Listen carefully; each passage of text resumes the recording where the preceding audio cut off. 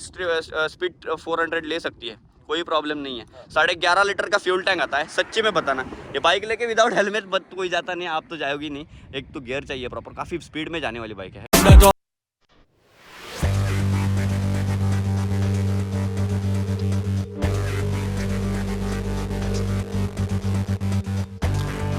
अब एक ऐसी मोटरसाइकिल के बारे में मैं बात करने वाला। यूजुअली जो है मेरे 4 व्हीलर जो है वो टाइप कंटेंट होते हैं, बहुत सारी गाड़ियां नहीं दिखाते, लेकिन आज ये ऐसा क्यों आया यार मौका, मतलब मैं बता देने वाला हूँ। ये सामने आप देख रहे हो ट्रायम्फ की स्पीड 400, बहुत रेयर दिखती है बाइक, बहुत ज़बरदस्त है बाइक चलाने में, क्योंकि ट्रायम्फ जो है वो स्पोर्ट्स नेकेड बाइक में जाने जाता है ज़्यादातर के।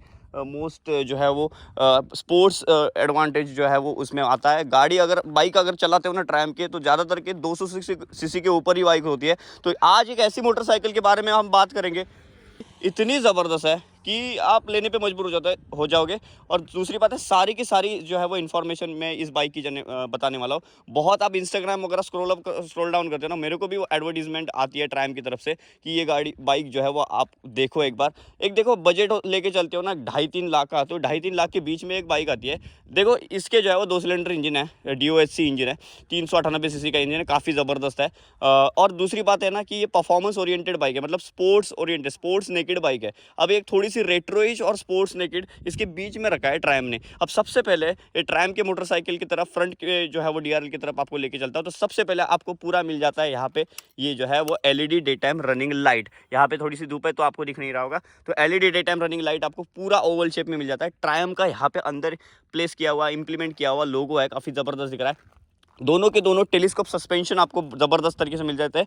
आपको जो है वो ऑफ रोडिंग करने में परफेक्ट जो है वो आपको बैलेंस आना चाहिए, इसीलिए जो है वो टेलीस्कोप सस्पेंशन के साथ आपको टॉर्जन बीम मिल जाता है, क्योंकि इसमें बीच में तो काफ़ी ज़बरदस्त आना चाहिए। दूसरी बात है DOHC इंजन टाइप है, तो आपको एक रेडिएटर आपको छोटा सा मिल जाता है। 400 जो है वो स्पीड आपको दिखाई पड़ती है, यहाँ पे स्पीड 400 आपको नाम की बेजिंग दिखाई पड़ती है। 11 लीटर का फ्यूल टैंक है, 13 लीटर का मैक्स टू मैक्स, 13.5 लीटर आ जाता है। काफ़ी मतलब अगर फ्यूल डलवाते हो, फुल टैंक करते हो और 100-120 के ऊपर जाते हो ना आप इस बाइक के, तो आपको कम से कम 35 kmpl की माइलेज आपको ये ज़रूर देगी बाइक। तो सबसे पहले फ्रंट में आपको जो है वो आपको बता दिए वो गार्ड आपको मिल जाता है। यहाँ पे पूरी की पूरी आपको ट्यूबलेस रेडियल टायर रहते हैं। टायर प्रोफाइल भी काफ़ी लंबे चौड़े, मतलब अपनी जो पैशन प्रो है ना उससे भी थोड़ा सा विड्थ में चौड़ाई है।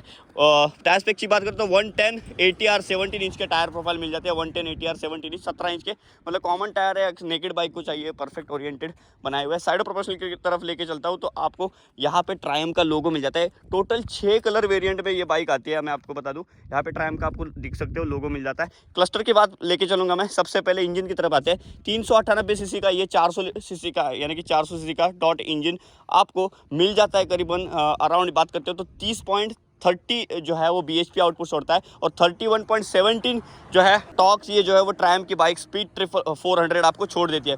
सबसे पहले बात करूंगा इस सीट कवर की, तो सीट कवर काफ़ी ज़्यादा जो है कुशनिंग काफ़ी ज़बरदस्त आपको दिखाई पड़ती है। साइड प्रोपोर्शन में आपको LED day time tail light आपको मिल जाती है। देखो थ्रो कितना ज़बरदस्त आ रहा है इसका, रात में काफ़ी बढ़िया दिखती है गाड़ी।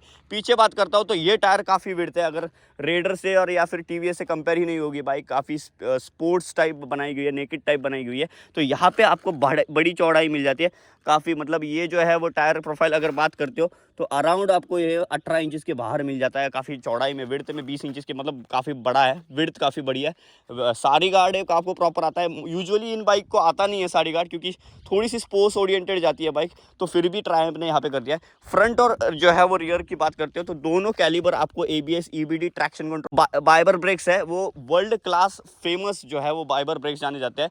वो काफ़ी ज़्यादा जो है वो ब्रेकिंग इसकी तगड़ी होती है, काफ़ी ज़बरदस्त तगड़ी होती है। ट्रायम्फ का T का लोगो मिल जाता है, काफ़ी 400 DOHC इंजन आपको टाइप है, मतलब आपको 35 kmpl तक ये माइलेज जरूर छोड़ के देगी वहाँ पे। बाकी आप बात करते हो तो स्पीड 400 आपको लिखा हुआ है। बात करते हो तो यहाँ पे साड़ी गार्ड यहाँ पे हो गया, यहाँ पे तो कोई बैठता नहीं है। फुट रेस्ट है, ट्रायम्फ हर जगह जो है वो ट्रायम्फ ने बेजिंग की हुई है। यहाँ पे लेके चलता हूँ तो ये है इसकी जो है वो इग्निशन में 180 तक मार्किंग है, आपको 160 तक आराम के साथ खींच देगी ये बाइक। लेकिन मेरी राय है तो ऐसे रोड अगर बात करते हो तो इन जैसे रोड में तो ये बाइक ज़रा स्लो ही चलाए, क्योंकि पूरा गियर प्रॉपर पहनने के बाद ही आपको चलानी पड़ती है बाइक। अभी देखो गियर मार्किंग वगैरह, अब ये जो है ना पूरा डिजिटल होता है इस प्राइस में, तो अच्छी चीज़ होती। मुझे तो ट्रायम्फ से ये उम्मीद थी, लेकिन उन्होंने TFT का एनालॉग किया हुआ है, मुझे पता नहीं ऐसा क्यों किया। यहाँ पे साइड स्टैंड वार्निंग जो है वो आपको पता चलती है। यहाँ पे आपको बता दूँ तो यहाँ पे कितने बजे है वो सब कुछ पता देता है। ट्रिप 2, ट्रिप 1, ट्रिप 3 तक कर सकते हो। इसमें गियर मार्किंग आती है। और बाकी अगर बात करते हो यहाँ पे तो यहाँ पे टेकोमीटर आता है, आपको स्पीडोमीटर की मार्किंग आती है।